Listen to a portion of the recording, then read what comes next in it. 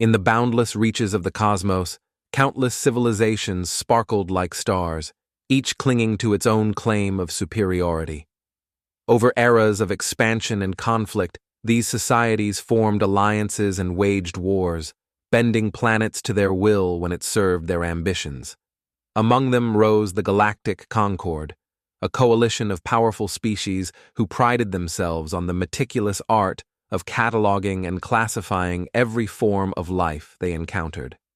They called this their Grand Project, a testament to their resolve. Leave no society unstudied, leave no secret hidden.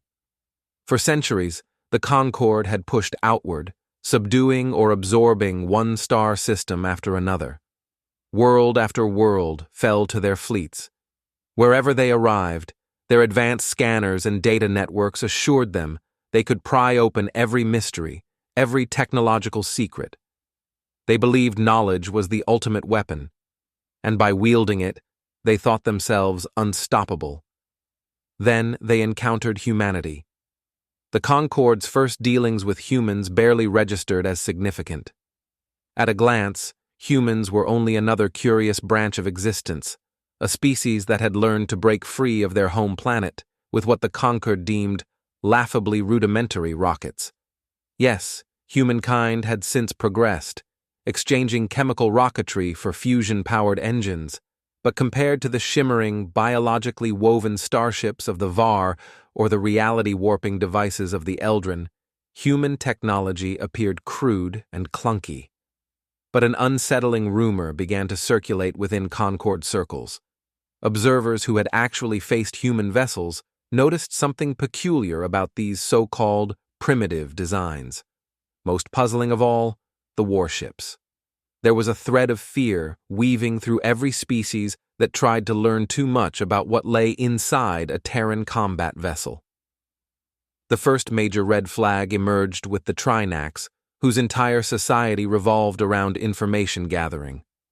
Through centuries of practice, the Trinax prided themselves on being able to break into any database, penetrate any stealth shield, and decode the most sophisticated encryption. So, upon encountering a lone Terran ship, the TNS Dauntless, they chose the bold, predictable course. Activate their scanners and learn everything. Nothing could have prepared them for what happened next.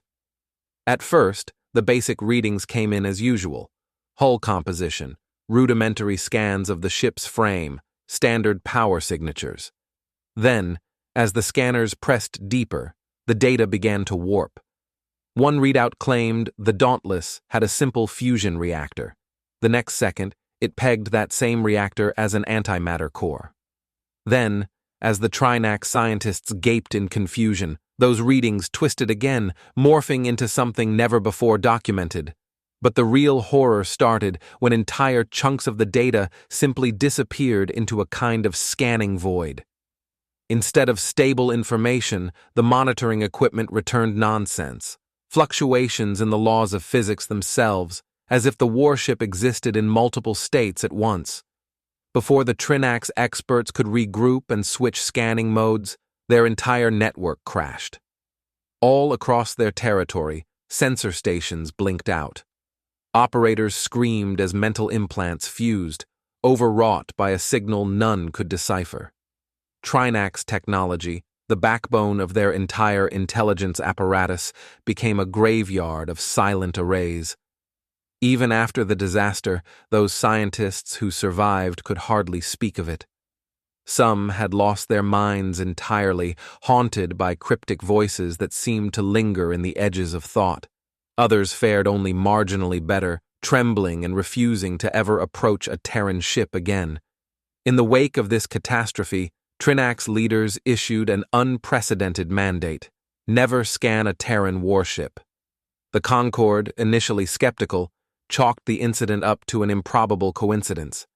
Yet the same nightmare repeated itself with other species: the Solari, lauded for organic living computers; the Eldrin, whose psychic gifts could read entire planets at once. Even the near-omniscient Jari found themselves reeling from the nonsensical chaos that erupted when they probed a human combat vessel. Still, the Concorde believed they could not be swayed by fear. Their hubris persisted, and they decided to push harder. If so many methods had failed, why not deploy a unified task force armed with the galaxy's finest scanners to dissect a single Terran battleship? They never anticipated the consequences of that choice, and by the time they understood, it was far too late. In the aftermath of the Trinax catastrophe, a tremor of anxiety spread through the highest ranks of the Galactic Concord. Some, especially those who'd witnessed the Trinax meltdown firsthand, argued for caution. Others insisted on pushing forward, citing the Concorde's mandate to classify all known beings and their technologies.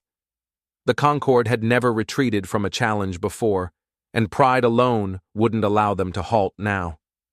Their final decision, a combined expedition.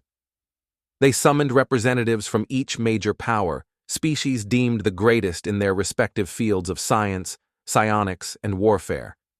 If advanced tactics existed anywhere in the galaxy to dismantle this mystery, these apex minds possessed them.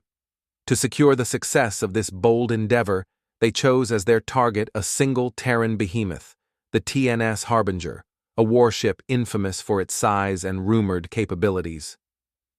The mission's opening moves went as planned. Under the shroud of a well-calculated approach, the Concorde task force surrounded the Harbinger's perimeter.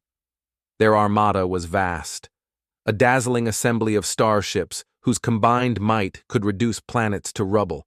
If raw firepower was needed, they had it in spades, but that was not the primary goal. They were there to learn. Experts manned stations bristling with an array of specialized scanning systems that, on paper, surpassed anything the galaxy had yet produced. Each method was tested and refined against every known stealth field, null reactor, and dimensional fluctuation. They believed they could handle anything, even the bizarre phenomena encountered by the Trinax. At first, the Harbinger did nothing. It drifted in space like a giant slumbering animal, ignoring the smaller crafts swarming around it. The Concorde scientists interpreted this as good fortune, perhaps an indication that the earlier tragedies had been random flukes or avoidable missteps. Eagerly, they initiated the scanning suite. That was when reality itself seemed to warp. The first sign came in the form of incomplete sensor data. Whole sections of the Harbinger's hull disappeared from digital readouts, fragmented areas that refused to map. But unlike previous anomalies, this time the partial readings were strangely familiar. The scanning teams found repeating patterns within the data that suggested inconceivable energies, flickering in and out of phase with normal space-time. A wave of excitement rippled through the expedition. They believed they were on the verge of a major breakthrough. Then the expedition's outermost ships flickered off the group's shared communications grid. No static, no alarm. One heartbeat they were visible. The next heartbeat they were gone. At first, command staff thought it a glitch, perhaps an internal system failure, but then entire wings vanished. Vessels armed with the highest grade stealth detection simply ceased to show up on scanners. An unsettling hush gripped the flagship's control deck. Personnel frantically tried to re-establish contact with the missing craft, eyes darting over flickering monitors. No signals returned. In a matter of minutes, confusion escalated to full-scale panic. Senior officers demanded immediate explanations. None arrived. Suddenly, an automated sensor array picked up partial transmissions from one of the missing ships. The voices were garbled and overlapping in unnatural ways. Bits of sentences hinted at an unearthly disorientation. Everything is twisted, going wrong, can't see, can't think. Then absolute silence. The effect rippled inward, creating a ring of vanished starships around the Harbinger, expanding as if the void were swallowing them. Officers aboard the Concorde's command vessels issued frantic retreat orders, but the more they tried to break away, the more their thrusters underperformed. It was as though space had grown thick, trapping them in a cosmic web. Panic blossomed.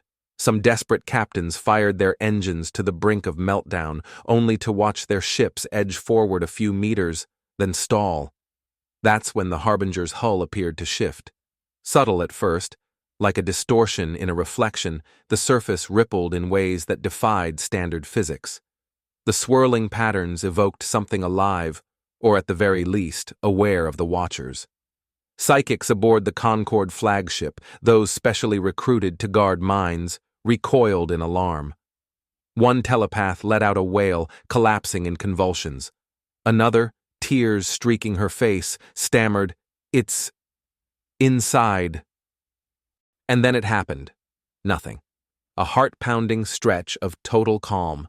No explosions, no scalding beams of energy, just the Harbinger's impossible presence. Slowly, each instrument, readout, and communal channel went blank. The entire task force's advanced technology regressed to black, leaving them powerless in the face of the silent dreadnought. For a fraction of a second, some believed they caught glimpses, a notion of something reaching back through the scan lines, stepping into the sensors, and turning them into pathways. When the Concorde's reinforcements finally arrived to investigate, not one ship from that expedition was recovered. There was no wreckage, no scorched hulls, not even drifting escape pods. All that remained was the Harbinger, drifting ominously, as though bored with the spectacle. News of this total disappearance ignited furious debate in Concord halls. Eventually, their council chose not to share the details publicly. But even if governments tried to mask the truth, rumors burned through the galaxy like wildfire. From that day forward, a new ultimatum spread to every star-faring nation. Under no circumstances shall you scan a human warship. The Harbinger incident shook the Galactic Concorde to its core. For a time, every species placed elaborate restrictions on their fleets, implementing fail-safe protocols to prevent even accidental scans of Terran vessels. Many believed this would be enough to preserve the status quo. Yet for others, especially those with martial cultures, such an edict felt like an affront to their very nature. Pride and ambition can be powerful motivators, and no species embodied that truth more than the Var. Renowned for their prowess in combat, the Var despised the thought of tiptoeing around a foe. Their empire was built through dominance, worlds brought to heel by a sophisticated blend of cunning and brute force. The notion that they should cower before the warships of an upstart civilization insulted them on a deep cultural level. So while most of the Concorde took the new ultimatum to heart, the Var prepared for war. They selected a prime target, the TNS Oblivion, a Terran battleship patrolling a resource-rich quadrant along the Var border. Intelligence suggested that the Oblivion traveled alone, relying on minimal escort vessels. For the Var, who prided themselves on numerical supremacy, this situation seemed almost too perfect. Mustered in great secrecy, their fleet of over 100 warships assembled, each bristling with the most lethal weapons known to their race. By official Concorde decree, all scanning of Terran vessels was forbidden, but the Var believed a direct assault would suffice. They were confident that once the Oblivion was destroyed, or better yet, captured, they could rip apart its secrets at their leisure, so they stormed into the contested sector, an armada blotting out the stars. The Oblivion made no attempt to flee. It merely held its position, as though indifferent to the formidable wave of Var ships closing in. Var admirals interpreted this as either arrogance or a tactical mistake. They spread out in calculated formations, flanking the Terran battleship to ensure it had no avenue of escape. Weapons powered up, targeting systems locked on. A calm hush settled over the Var captains, anticipating a swift kill. They fired. At first, the barrage looked unstoppable. Hundreds of energy beams, railgun slugs, and exotic munitions streaked toward the Terran battleship in a tapestry of destruction.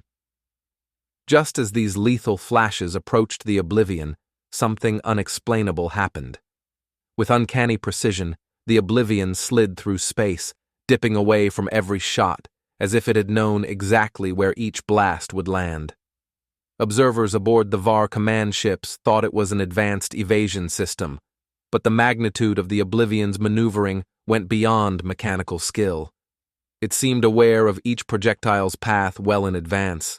Then the VAR's own targeting arrays began to glitch.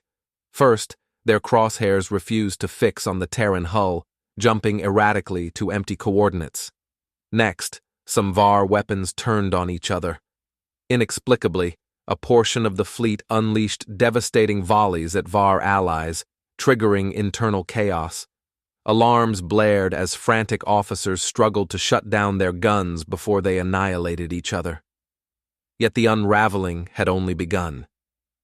Ship captains opened communications channels, desperate to coordinate a salvageable plan, but static greeted them. Voices warped, repeating phrases that no one had uttered. Entire transmissions were replaced by a chilling hush, broken only by occasional faint whispers that made no sense. A few claimed they heard echoes of their own voices, chanting dire warnings to run while you still can. Panic escalated, turning VAR discipline into disarray. Then it got worse. Deck after deck aboard VAR ships found crew members collapsing in spasms, clutching their skulls in silent agony. They were not struck by any visible weapon. Something assaulted their minds, unraveling sense from reality. One VAR pilot, trembling, managed to send a final cryptic audio message before his ship inexplicably tore apart from the inside. "The ship, it's watching us." It was over in minutes. The once proud VAR armada vanished as though it had never existed. No hulks floated in the vacuum. No bodies drifted through the blackness. Even the faint energy signatures of the destroyed ships evaporated. Only the Oblivion remained, silent and unscathed. When the harrowing news finally reached VAR High Command, they sealed every record of the encounter, making it taboo to even utter the name Oblivion.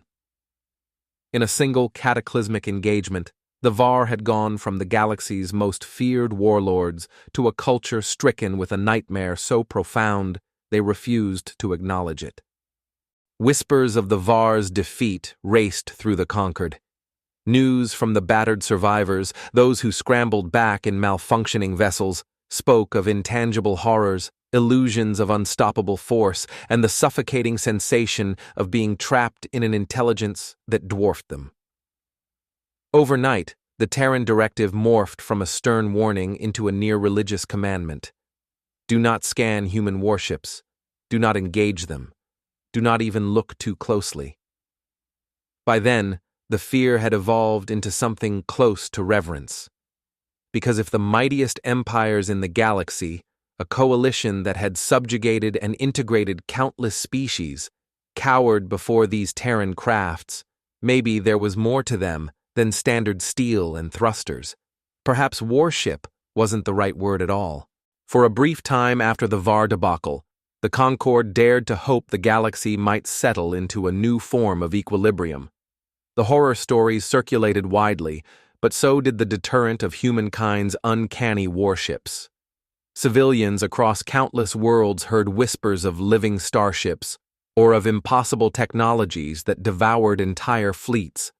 Since the official stance was now a firm "do not provoke them," many species opted to steer clear altogether, fearful of sharing the VAR's fate. But intellectual curiosity has always been the bane of such cautions. Even under the pall of nightmare, some societies still believed that if they only approached with the right tools, if they made the correct preparations, they could crack the enigma of Terran vessels. No culture was more convinced of its own superiority in this respect than the Zelnari. While they had little love for the Concord, the Zelnari overlapped with that alliance in certain trade agreements and marginal treaties. Publicly, they presented themselves as aloof peers, committed to maintaining cosmic harmony. Privately, they felt all other species were childish minds playing with half-finished puzzles. Decades ago, Zelnari savants had developed what they called dimensional insight matrices, apparatuses that allowed them to perceive reality in extra layers. Through these devices, They manipulated cosmic constants in ways no other empire could match. In Zelnari eyes, whatever the Terrans were hiding simply hadn't encountered the right brand of advanced scanning. So began Project Eclipse. Cloaked under diplomatic camouflage, the Zelnari dispatched a single vessel of unrivaled stealth and complexity. It carried no weaponry, no visible defenses, only scanning arrays honed to dig into the foundations of existence itself. The operation took place on the fringes of human territory, targeting a Terran dreadnought named the TNS Eclipse. Their plan was simple: gather data without detection, then withdraw before the Terrans noticed. For days, the Zelnari vessel held its distance, recording external observations. All normal readings, hull alloy density, thermal output, appeared unspectacular. Exactly as predicted, the lead Zelnari scientist murmured, scanning the readouts. Some of the research crew smirked, convinced that the rest of the galaxy had only failed due to lack of sophistication. These illusions persisted right up until the moment they activated the core-level dimensional scanner. Instantly, without sound or impact, the Eclipse turned in space to face them. The Zelnari watchers froze. Their stealth technology was all but undetectable, existing in folds of reality beyond typical sensor range. But the Terran dreadnought oriented itself with surgical precision, as if it had known exactly where they were the entire time. Some of the Zelnari panicked, clamoring for a recall of the scanning beam.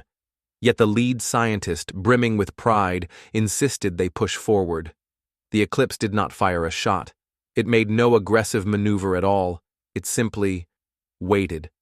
That was worse than any bombardment. One by one, instruments across the Zelnari ship died. Every last scanning array, every communications channel, every failsafe. The entire vessel went dark. Cries of alarm broke out as crew members hurried to restore power. Meanwhile, the lead scientist watched in stark disbelief as flickers of color and shape carved themselves into his vision. With each passing moment, he saw less of his ship's lab and more of something else. An immense emptiness, pitch black yet alive with feverish silhouettes. In this mental plane, he witnessed countless eyes forming in the darkness, regarding him with intent. Their silent stares were neither malevolent nor curious. Instead, they projected a wordless message: stop. But the scientist could not tear himself away. Every attempt to look elsewhere felt like trying to fight an undertow in a vast, cold ocean. When he finally jerked back into reality, he found himself on the floor, gasping. The ship's corridors flickered as if the metal itself was transparent in places. His colleagues lay around him, some unmoving, others wide-eyed in silent horror. Not a single console still functioned. It was as though the entire vessel had been subsumed by the presence they had triggered. The next coherent memory any Zelnari recalled was awakening in an emergency pod, floating adrift in neutral territory. Their research vessel was gone. No wreckage, no parting transmissions. The survivors, their minds fractured, offered only half-mad accounts of whispers and shadows in the data. These events were promptly buried by the Zelnari High Council. They censored every mention of Project Eclipse, silencing the few traumatized survivors under threat of severe punishment. Yet the story was impossible to suppress fully. The rumor that even the vaunted Zelnari had been humbled by a Terran warship fed the legend's inexorable growth. Soon, no empire, no matter its level of hubris, dared to risk direct analysis. Better to feign ignorance than to invite the unthinkable.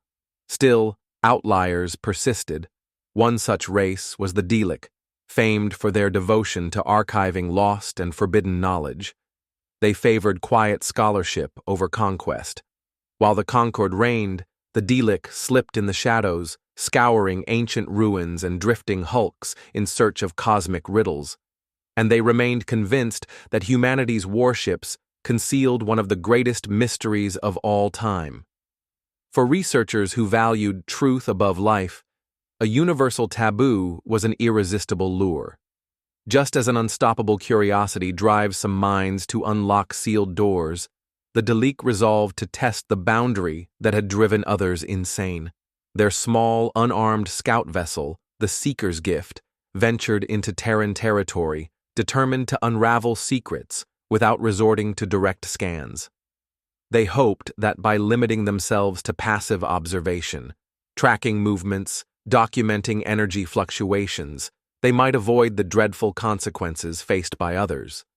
For a while, this cautious method seemed to work, but in the silent vacuum that had consumed so many before, every hint of safety can be an illusion.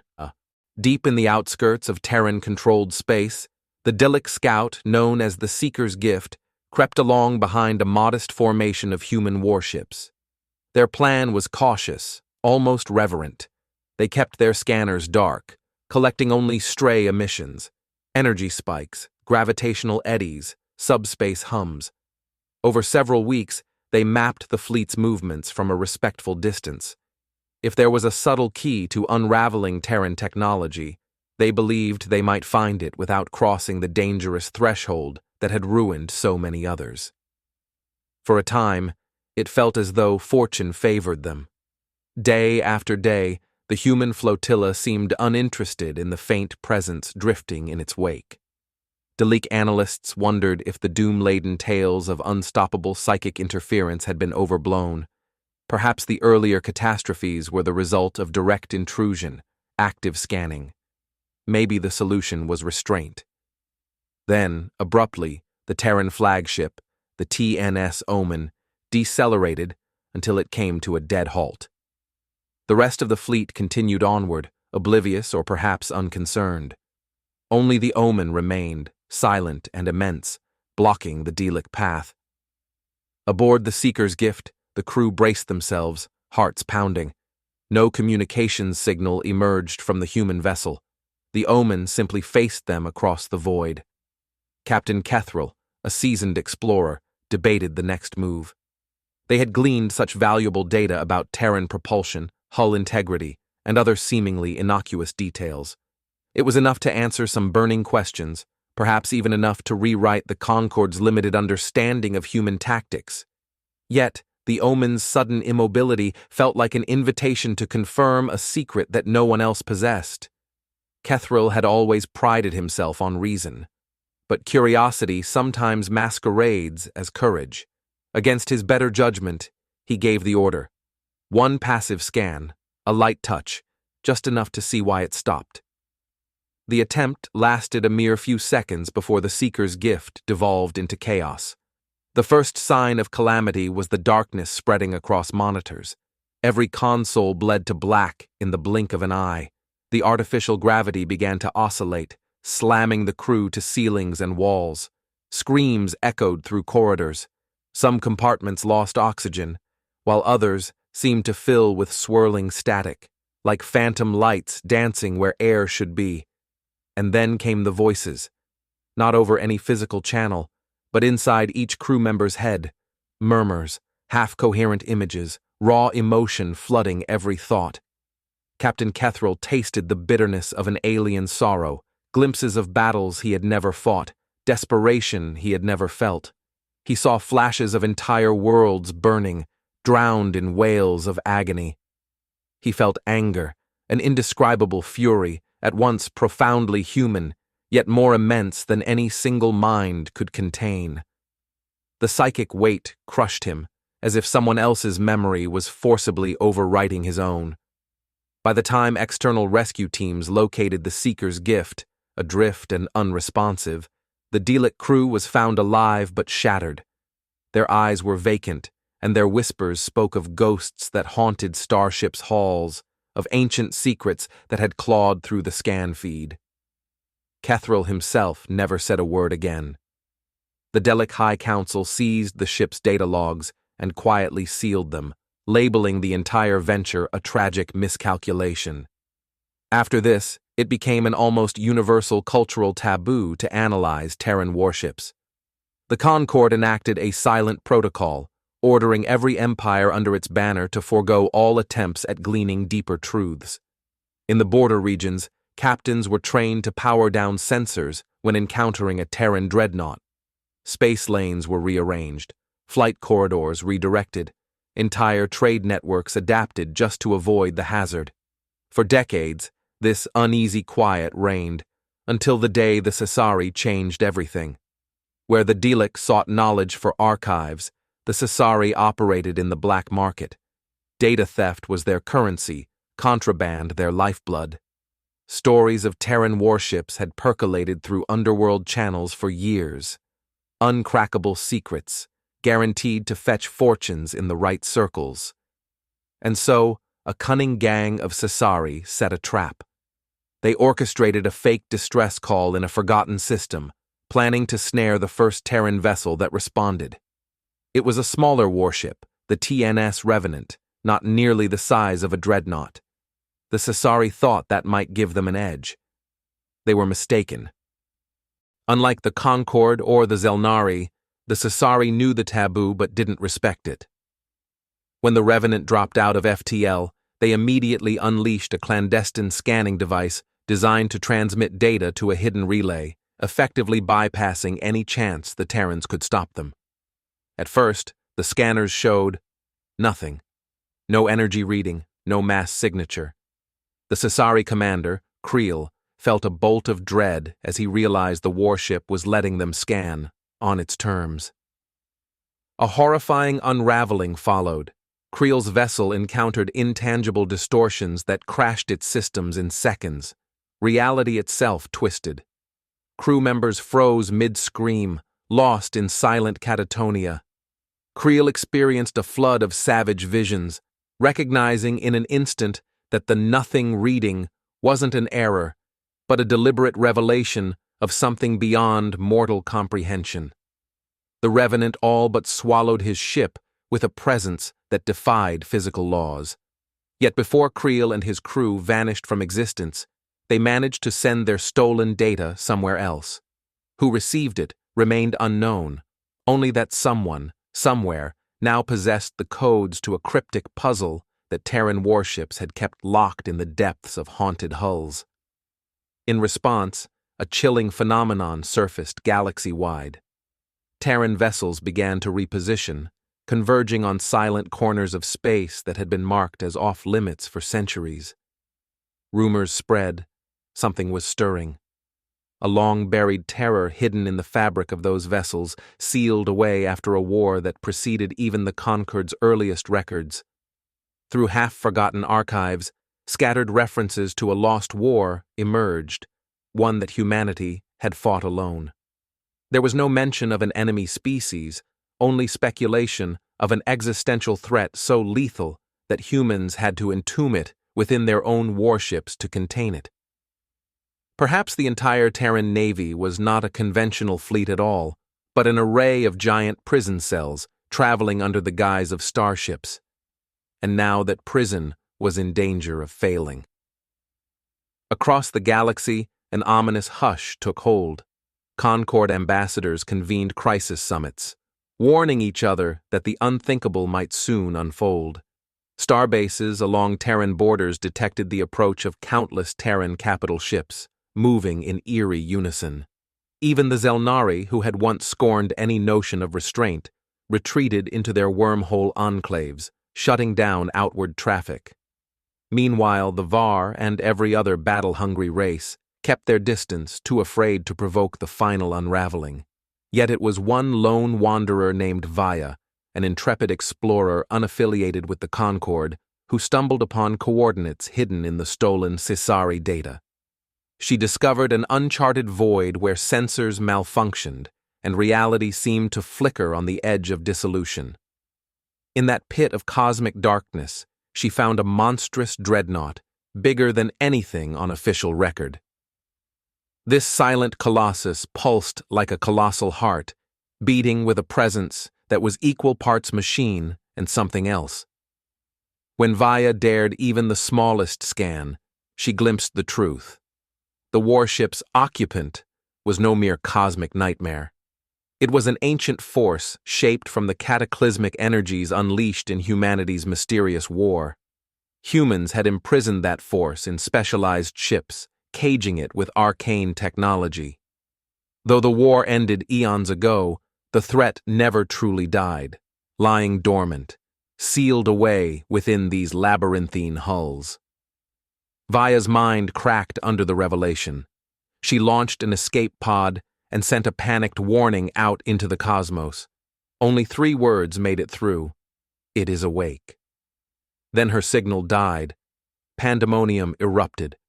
The Concord and every star-faring empire comprehended that if those ancient seals truly broke, the entire galaxy would face an enemy that had once nearly consumed humanity itself.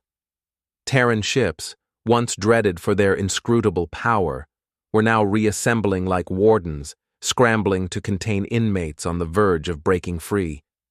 But whether humanity could contain the threat again was unknown.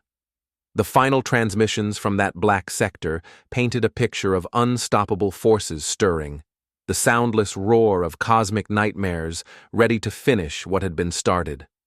Across countless worlds, watchers braced themselves. In the tense quiet that precedes universal upheaval, every species wondered the same thing. Was humanity's greatest victory simply deferring an impossible conflict, one that could soon devour them all? No one knew if the prison bars would hold this time. They only knew that even the mightiest civilizations in the galaxy refused to scan a human warship, for fear of inviting a doom they could not understand. And that doom had begun to stir in the heart of Terran space.